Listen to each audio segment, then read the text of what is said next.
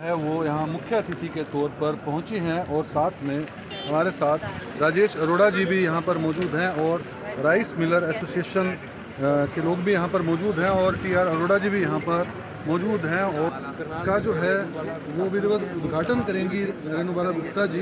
तस्वीरें आप देख रहे हैं, न्यू रिबन काट कर जो है वो उद्घाटन किया जाएगा। इंडिया एक्सपो 2026 का जो है विधिवत उद्घाटन जो है वो खुल गया हो रहा है। हो गया उद्घाटन जो है वो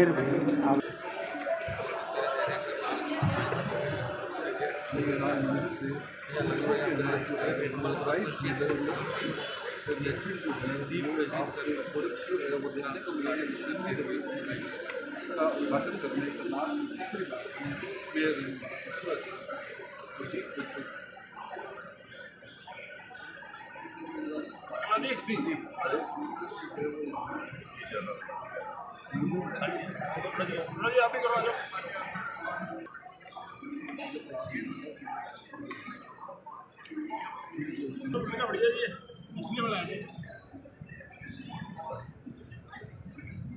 राजस्व अधिकार राज अरोड़ा जी जो है वो चेयरमैन की व्यवस्था दे रही हैं और साथ राजेश अरोड़ा जी जो है भाजपा में नजर आ रहे हैं।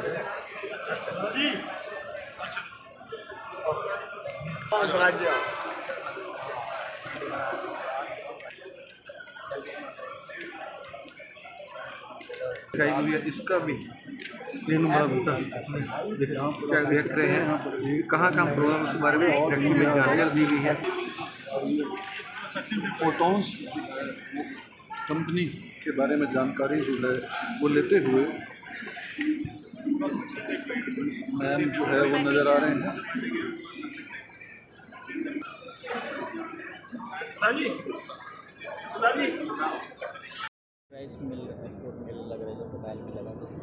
ये इस मेले का आयोजन अरोड़ा जी द्वारा किया जाता है।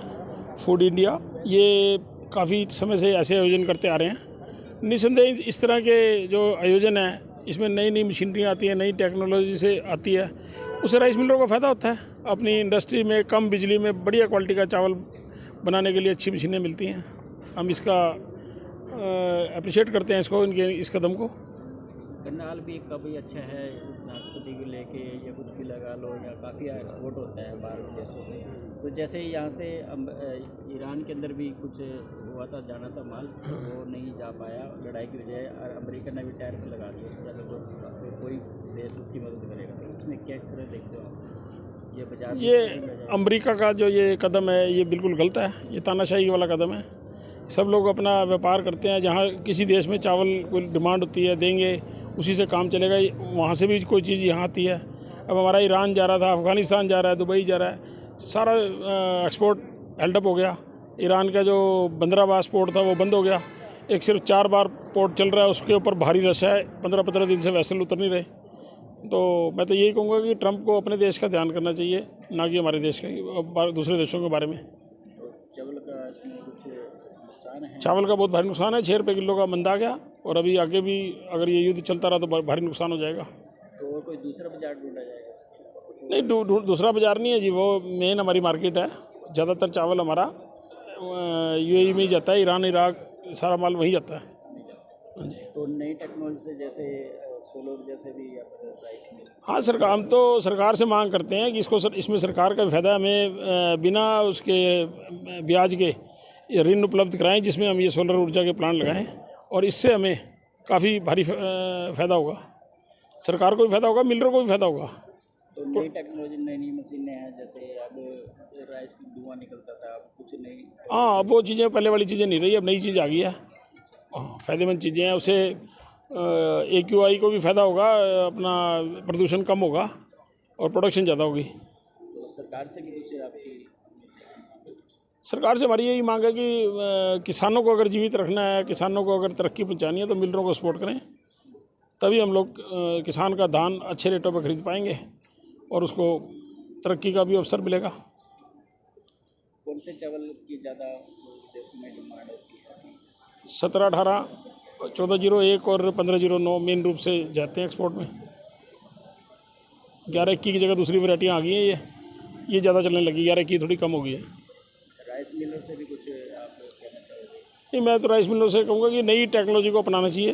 पुराने प्लांट उखाड़ के नए लगाने चाहिए बढ़िया, जिससे कम खर्चे में बढ़िया से बढ़िया क्वालिटी का माल बन सके। क्या नाम सर? मैं jewel Singla, chairman Haryana rice Miller and dealer association. हमारे फूड में पैकिंग है, चाहे उनके मशीन्स हैं, चाहे उनकी नई टेक्नोलॉजी है, सारी टेक्नोलॉजी यहाँ पर 3 दिन तक ये एक्सपो चलेगा, उसमें शेयर की जाएगी। उसमें शेयर करते हुए सारी जानकारियाँ, मुझे लगता है कि भाई जो फूड का जो व्यापार है उसे आगे बढ़ाने के लिए बहुत ज़रूरी है आज नई तकनीकों के साथ जुड़ने का। और क्योंकि जब हम किसी भी क्वालिटी और तकनीक के साथ जुड़ते हैं तो हमें क्वालिटी प्रोडक्ट्स मिलते हैं। उन क्वालिटी प्रोडक्ट्स में हमें बेहतर तो हमारी फूड क्वालिटी मिलती है और इसके अलावा इंस्टेंट भी होते हैं काम, क्योंकि आज टेक्निक का ज़माना है, मशीन का ज़माना है। तो उसमें आप देख रहे हैं कि अलग अलग यहाँ पे ड्रायर हैं, चाहे पैकिंग यूनिट है, इसके अलावा यहाँ पर मशीन्स हैं जो कि सारी यहाँ पर दिखाई जाएंगी। और जितने भी यहाँ पर आएंगे, सारे विजिटर्स जो आएंगे वो यहाँ पर आकर लाभ लेंगे और अपने अपने व्यापार को आगे बढ़ाएंगे। ये फूड इंडिया एक्सपो हर वर्ष यहाँ पर लगाया जाता है।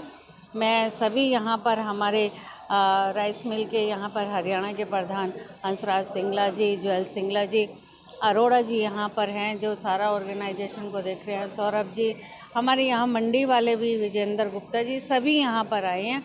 और मुझे लगता है इस तरह के एक्सपो लगने से हमारा जो हरियाणा जो जाना जाता है, विशेष तौर पे करनाल एक राइस का हब और एक इस तरह के प्रोडक्ट्स के लिए जाना जाता है और इसका सामान विदेशों में भी एक्सपोर्ट किया जाता है।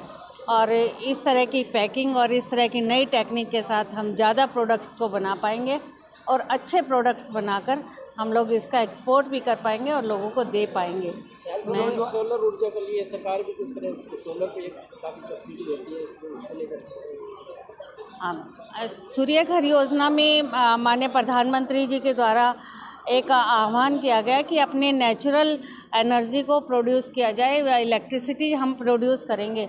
तो इसके लिए सरकार की तरफ से चाहे वो बिज़नेस तौर पे है, चाहे वो रेजिडेंस तौर पे है, अलग अलग स्लैब्स में सब्सिडी दी जाती है। और मुझे लगता है इस तरह के नए प्रयोगों के साथ साथ हम ज़्यादा अपने समय तक अपनी जो इंडस्ट्री के लिए सबसे ज़्यादा ज़रूरी है कि हमारी यूनिट को बिजली पहुंचती रहे।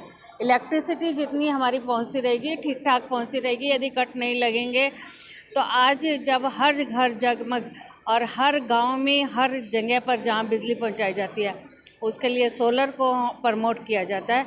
और मैं आपके माध्यम से सभी से कहना चाहूँगी कि आप अपने अपने जहाँ भी व्यापारिक प्रतिष्ठान हैं चाहे या घर हैं, आप सोलर ज़रूर लगाएं। सोलर लगा के आप सोलर एनर्जी से आप इलेक्ट्रिसिटी प्रोड्यूस करें ताकि हमारी बिजली जो नेचुरल रिसोर्सेज है वो ज़्यादा। युवाओं को भी काफ़ी करनाल राइस हब है, काफ़ी विदेशों में लड़ाई हो, जैसे ईरान वगैरह जाता है, चावल एक्सपोर्ट में दिक्कत हो रही है, उसको लेकर किस तरह उसके लिए बाजार कैसे किया जाता है? निश्चित तौर पे करनाल को धान का कटोरा कहा जाता है और यहाँ पर राइस का बहुत प्रोडक्शन होता है जो कि हमारा विदेशों में एक्सपोर्ट किया जाता है। कुछ इस समय की जिस तरह से ईरान और यहाँ की इस तरह की परिस्थितियों में कई बार हमें दिक्कतें आती हैं, पर धीरे धीरे क्योंकि ये डे टू डे वाली एक्टिविटीज़ हैं और डे टू डे की नीड्स हैं, इसमें धीरे धीरे प्रावधान हो जाते हैं और लोग हमारे जो एक्सपोर्टर हैं उन्हें अपना माल भेजने में आसानी भी हो जाती है। मैडम को भी प्रदर्शनी से काफ़ी लाभ मिलने वाला है, जो आपने उज्ज्वल भविष्य के लिए कोई इंडस्ट्री वगैरह लगाती है। हमें सभी को मिलता है, नेचुरल है, युवाओं को भी और जो भी इस इंडस्ट्री से जुड़ा हुआ है सबको इससे लाभ मिलता है। जानकारी से भरपूर एक्सपो है, इसके अंदर कुछ नई इंडस्ट्री के लिए जानकारी मिलती है। एक तरफ सरकार नारा लगाते हैं स्वदेशी बनाओ, इसके लिए कोई सरकार भी सहयोग कर रही है इसको स्वदेशी को बढ़ावा देने के लिए? नहीं, वो इंडस्ट्री के तौर पे सरकार जो भी उनका वो होता है लगाने के तौर पे जो सरकार का बेनिफिट मिलता है या कोई द्वारा लगाया गया, इसके लिए कुछ सहयोग है?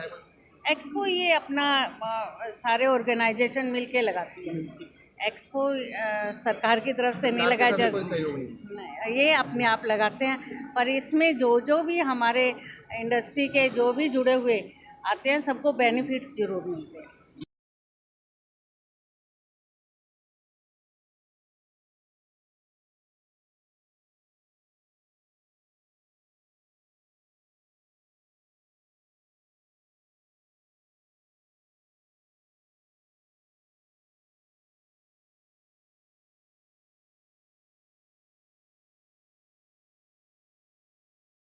क्रिस्टलाइज हो गया।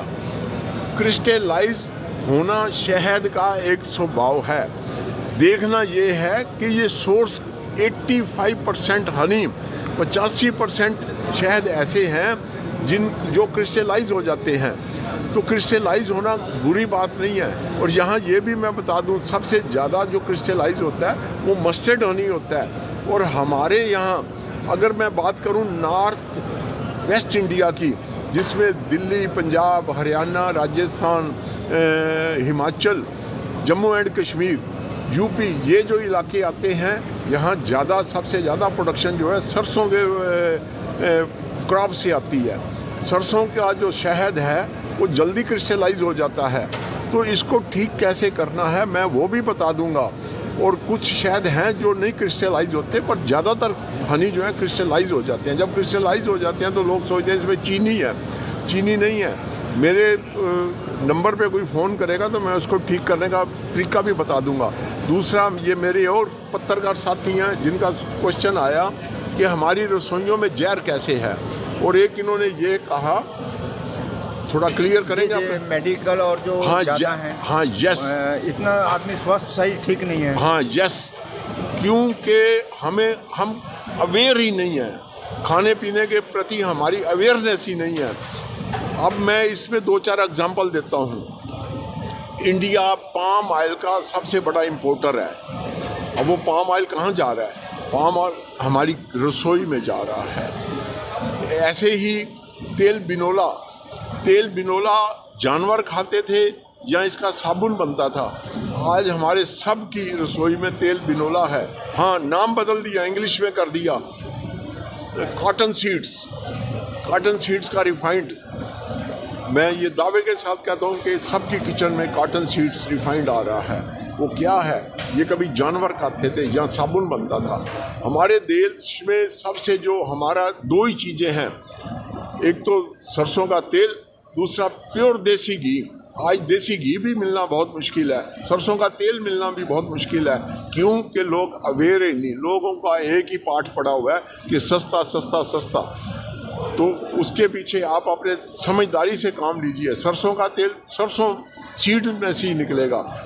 हमारे बुजुर्गों को पहले पता था कि सरसों में से कितना तेल निकलता है, कितना क्या रेट है। अब किसी को इससे कोई मतलब नहीं, लोगों को सस्ता चाहिए, सस्ता चाहिए। तो सस्ते से क्या है, हम बीमार होंगे। आज की डेट में राइस मिलरों से कोई अपील करना चाहूँगा? राइस मिलरों से तो यही अपील है जी कि वो आएँ और इसमें देखें इसको, और इनको नई तकनीक को जानकारी हासिल करें। पहले भी किनारे पे लगाए गए थे? हाँ जी, पहले भी लगाया गया और आगे भी लगते रहते हैं हर साल। जी, धन्यवाद।